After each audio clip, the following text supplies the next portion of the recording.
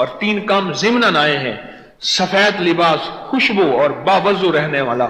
جو بندہ یہ کرے گا اللہ 3 چیزیں اسے، رزق، دولت اور عظمت اور وجاہت، اللہ اس کی طرف ایسے بھیجیں گے جیسے پہاڑ سے پانی گرتا ہے۔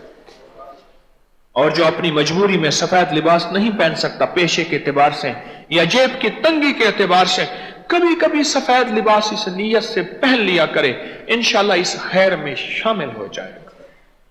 اور میں ایک بات اکثر کہا کرتا ہوں، خوشبو لگائیں کریں یا تھپا کریں، یاد ہے میرے بول؟ ہاں، خوشبو لگایا نہ کریں، تھپا کریں۔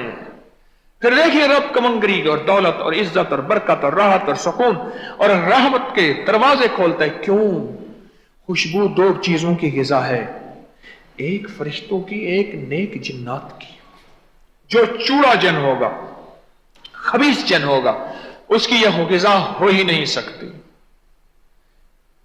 جیسے میں نے آپ کو یاد ہے عرض کیا تھا، بیری کے درخت پہ ہمیشہ نیک اولیاء جنات ہوں گے اور ضرور ہوں گے، اور بیری کے پتوں کو ابال کے جادو کا علاج کیا جاتا ہے۔